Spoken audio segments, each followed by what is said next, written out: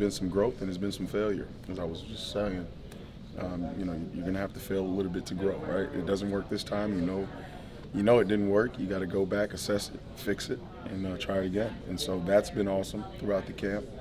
But then there's also been some success, which is awesome because, as you know, early success, especially for young guys, is key. Because once they feel it and they realize, hey, I can do this, they kind of take off and go with it. So it's been a fair amount of both, and it's been really, really exciting to see. Are there guys or a guy or two, though, that just don't show up there, but when it's a real game, that's when they shine? I don't know that I've ever coached that guy. I really don't. It's you practice how you play and you play how you practice. That's what I've always seen. I know the best players that I've ever been around or coached or played with have always been guys that when the whistle's blown, no matter who's out there, they compete. And that's going to be the standard in which we live by here. And we've been working on that throughout the camp. Like I said, it's one of those things where these kids, none of them are dogs. It's not that they don't work. These guys will give you what they have. It's on us to train them up and raise them up in a way in which we want them to go. So we're excited about it. How fortunate are you guys that you have Josh Norwood to move and plug into that spot? To that spot? Yeah, I mean, anytime you've got a guy who is multifaceted, who can play more than one position, I think it's huge. It obviously allows you as a defense to do some different things. And if you get into problems in terms of depth or whatnot, you can alleviate them by being able to move a guy or two. So that's, as you know, is probably worth its weight in gold. And Josh has had a great attitude about it all. Coming out of spring was probably one of our better corners.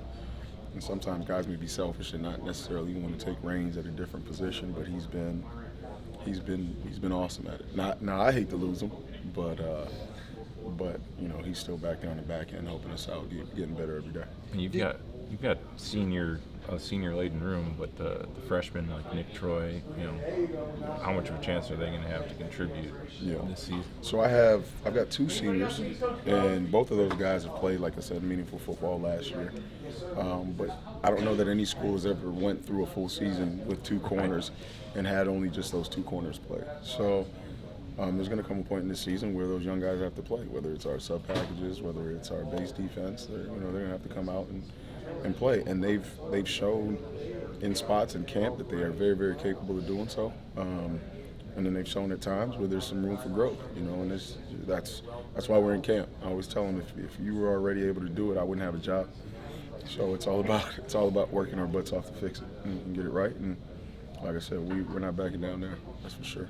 Do you ever go back to your playing days and try to relate your playing days to the players today when you see them out there?